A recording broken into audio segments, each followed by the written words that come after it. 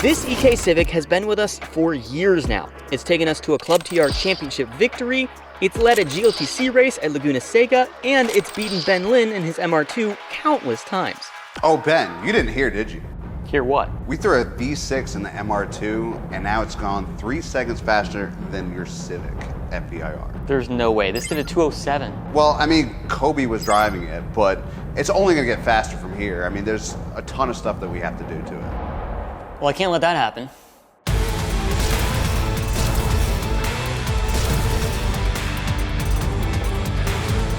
So this is the turbo that we're gonna put on my EK.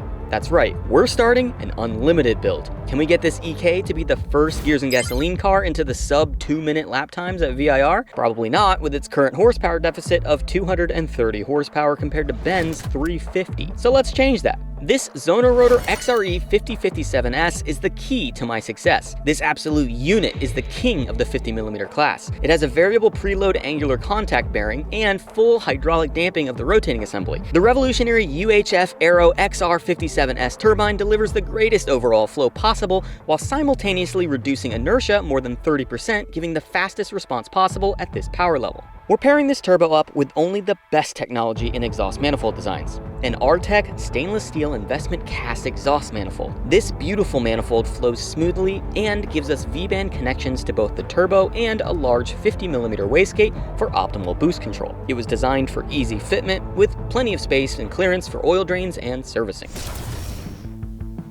So as you can see, there's axle grease all over the place. We need to go ahead and change out this axle. We don't want to give Ben the excuse of why he can't keep up with the MR2. And so we're going to take care of this right now. That way, there's going to be no excuses.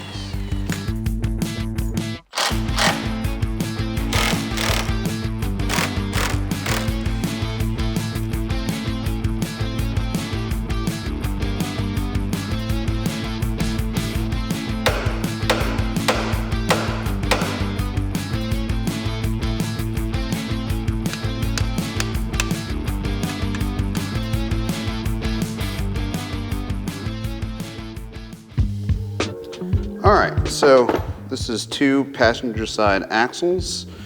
As you can see, they're a little different. This one is some sort of aftermarket one, I guess, that we throw it on.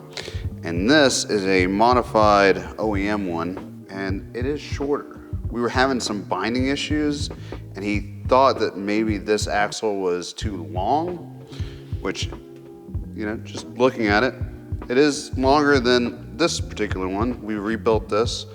So I'm gonna throw this on. We should solve all the binding issues.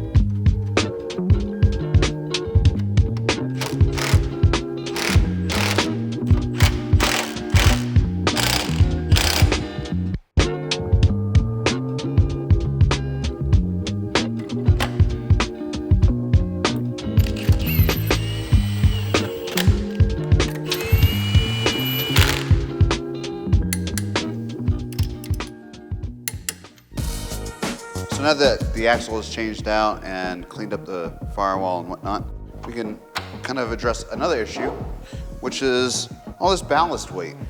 We got over maybe 100 pounds in here. We need to lighten this pig up. This ballast weight was originally put in when we were doing wheel-to-wheel racing. We are moving to a more time attack type of build, so we don't need any kind of extra weight. We want to kind of shed as much as possible. So there's 50.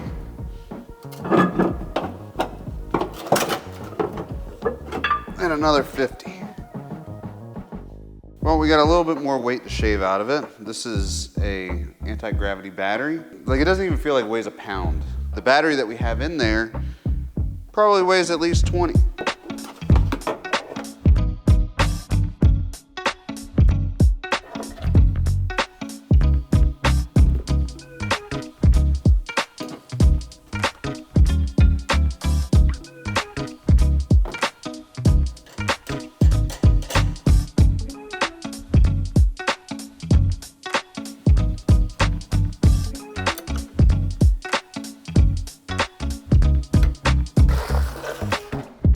Okay, next we need to remove the radiator because we need to make room to add an intercooler.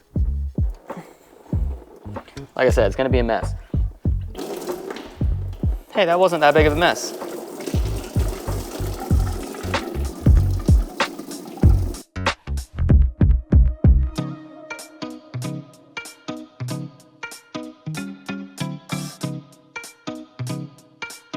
Oh.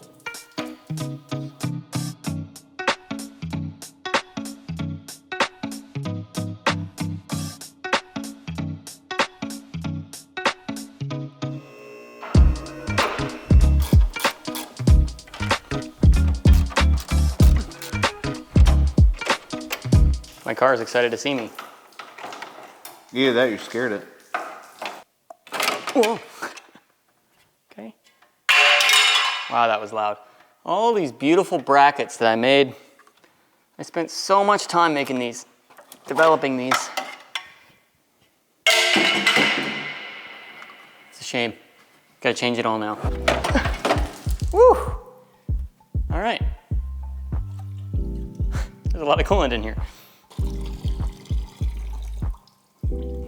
Now we gotta take this ducting out completely.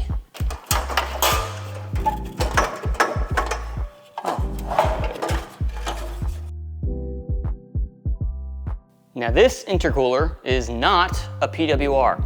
I do plan on going with a PWR down the road, but for now I'm kind of experimenting and I'm not really sure what the best configuration of intercooler is gonna be. So I went with this one, decently cheap one that you can get online, but it has basically the inlet and outlet come off the back side rather than coming out the sides like a traditional, from an intercooler would have the inlets and outlets that way. And so the idea is that hopefully it's easier to plumb the piping with this, but this intercooler is also meant for like really high horsepower, like 800, 850 horsepower, which is a little bit overkill. But if we can fit this, we can fit anything, right? We're not gonna be making 850 horsepower yet. Another perk with going with this intercooler is that my custom PWR radiator will fit in between here. So we can stack them really nicely so we can actually run some ducting through both of them, the intercooler and the radiator, pretty easily. And then we've got also the inlet and outlet right out the back. So we're gonna start with that. Moment of truth to see if this actually fits. Ooh, it's close. Dang, if that ain't perfect, I don't know what is. Look at that. Wow.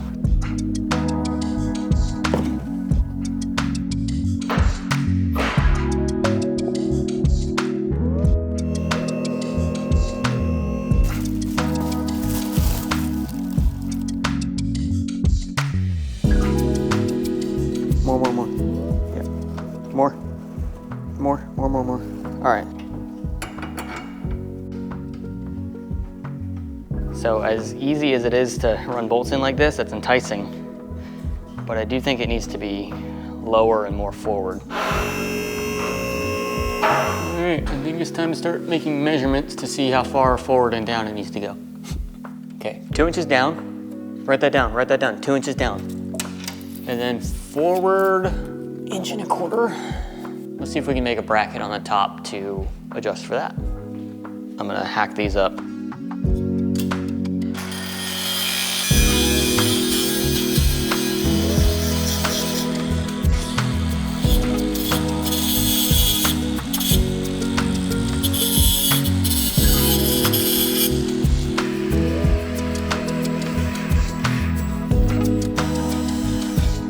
Okay, we'll put it in.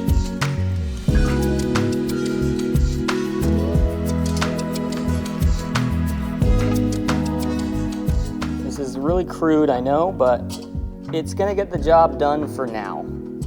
This is not the permanent fixture. This is temporary, but Wu-Tang is forever. What do you think of this intercooler mounting? It's, well, technically hanging. It is literally hanging. Yeah. I'm not sure how to support the bottom because there's no bolts, but position-wise, I'm pretty close to where I want. I think about like that. So I'll have to put the top a little bit further forward too. And then I'll build some ducting, but it's pretty short ducting.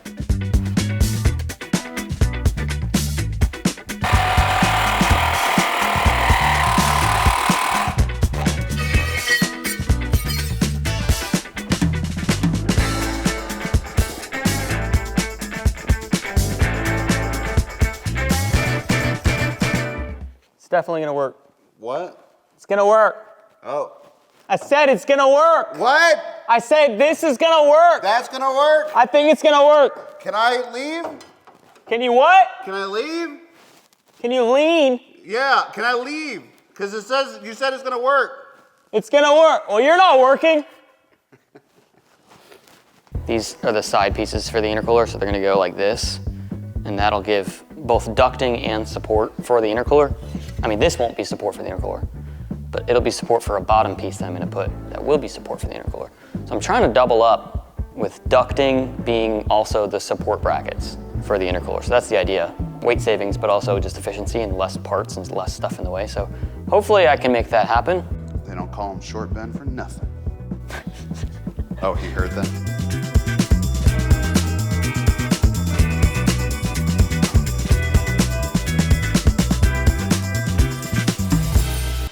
That's the concept. Unfortunately, this piece is too small. I'm gonna have to cut out another wider piece of aluminum.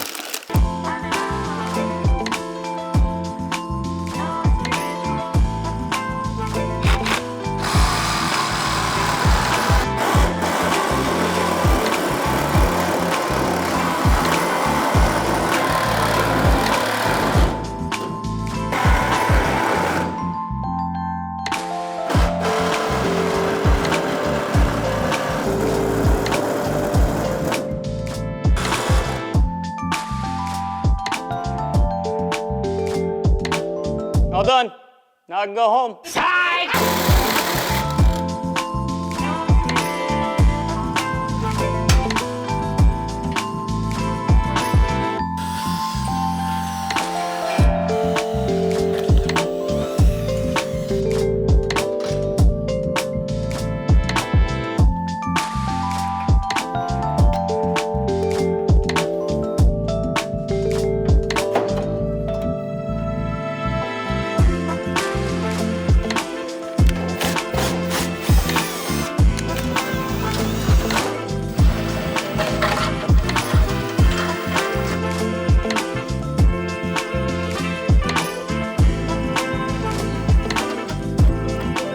Now we're gonna make the upper brackets.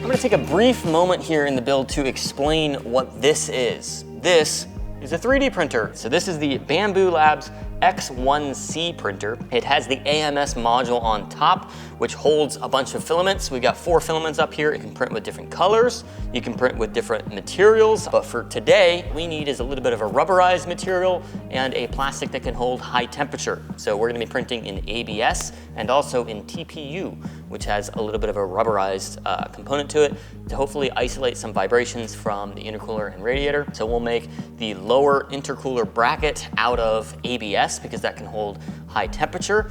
And we'll make the bushings, like the isolator bushings, we'll make those out of TPU. Then the spacers on the top, I'm also gonna make those out of TPU. I do have this red filament here, which is like a cheaper plastic, so it's just a cheaper reel. Doesn't hold up to temperatures or anything really well, but I wanted to go with red, a bright color, because that's my like prototype material. Throw it on there. Put on, put the intercooler on the bracket and then see, oh, I realize I need a little bit of a spacer in the back side of this bracket here. Let me just print another one that has a longer rear spacer before I then move over to my ABS. So the Bambulab's X1C Carbon has become one of my favorite tools around this garage because it has been super helpful and it has saved me a ton of trips to the hardware store and also a ton of trips to ordering stuff online and waiting 3 days for the products to get here. So I'm able to move these builds on a lot quicker by having this printer. It's been an absolute game changer, and if you want one yourself, you can check out the links in the description. But now, let's get back to the car.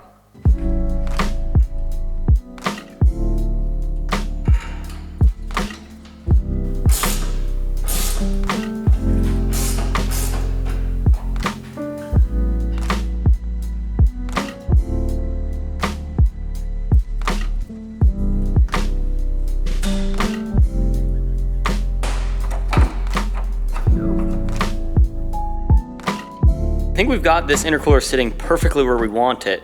And I added this little upper tab here because the radiator will sit on that, and I wanted to give it a little bit of a spacing between the radiator and the intercooler so the aluminum wasn't rubbing on each other. So let's see how the radiator fits now. All right, that's it. Wow, it's all coming together.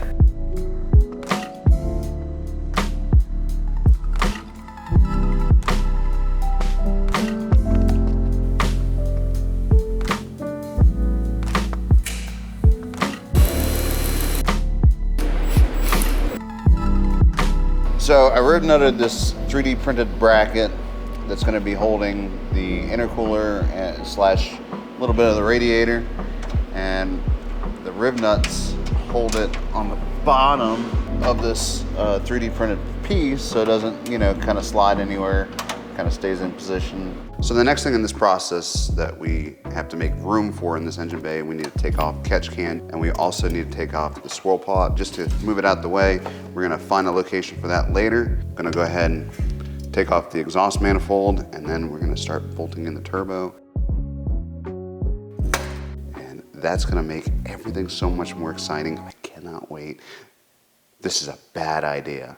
I didn't say it was a good idea. I just said it's gonna be faster.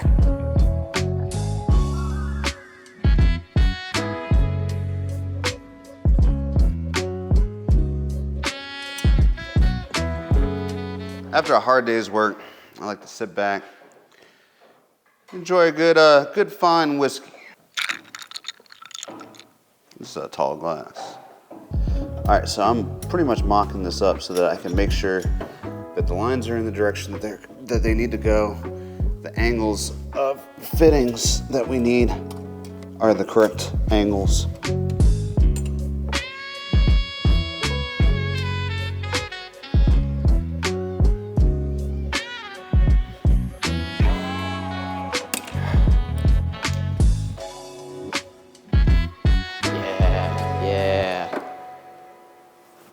Now we're talking. I think that's perfect. All right, so Ben ordered a bunch of parts. So excited to put like all this stuff on. So obviously we need to get to unboxing. So many fittings.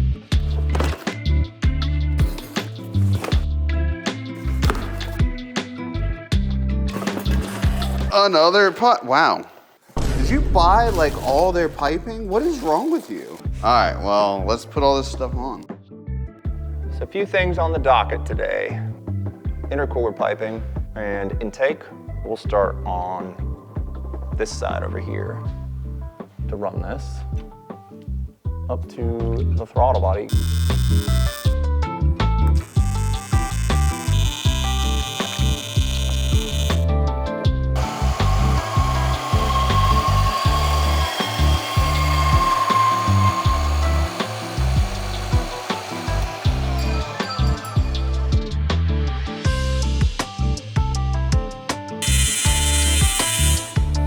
Well, we just realized in order to fit everything, we need to trim off the end of the compressor side of the turbo, reposition it, and weld it back on.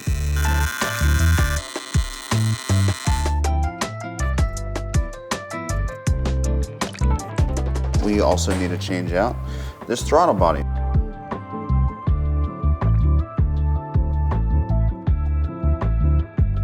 You versus the guy she tells you not to worry about.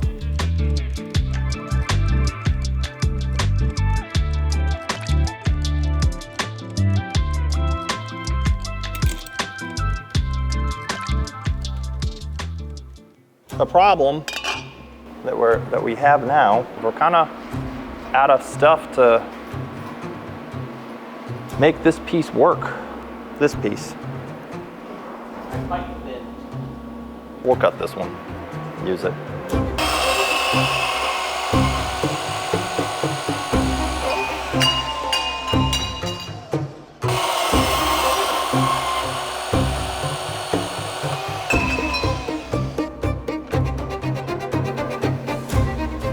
This can come down because it's like being pulled up right now. So what we're going to do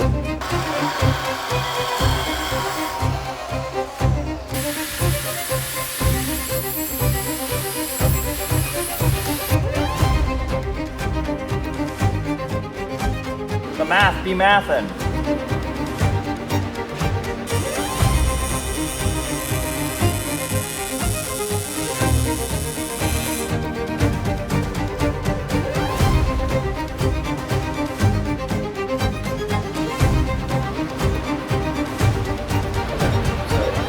I like that right there.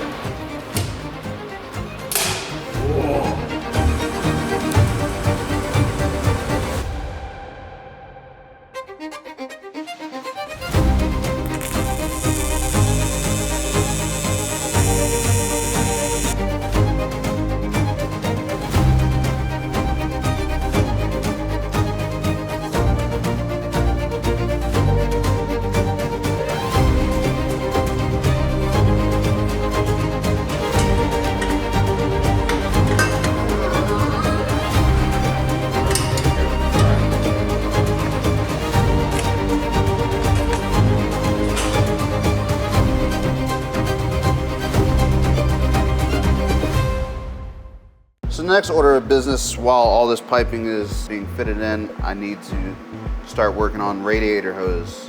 We were using these 16 AN fittings last time. We didn't think we were getting enough flow, and we're gonna bump up to these 20 AN fittings. So I'm gonna have to remake some hose and figure out some other things, and we should get more flow.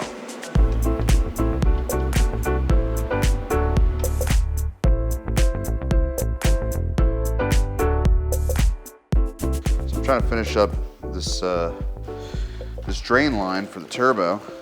Got the heat shielding on. Just sitting here trying to get this fitting to go on. This looks very inappropriate. Oh, sorry, hold on. Whoa.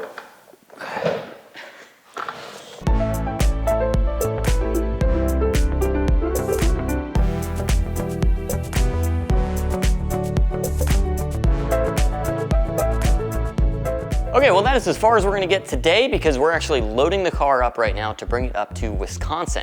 If you're an OG to the channel, you'll remember Andy Smedegard at ASM because that's where we're bringing this thing. He's kind of the K-swapping wizard, so we're bringing the car up to him because he's turboed, I don't know, probably like 100 of these things before. So he knows what he's doing. He's also gonna be the one tuning it and putting it on the dyno. So he's gonna bring this car across the finish line. So that's what we're gonna go do. So thanks for watching this episode. We'll see you on the next one.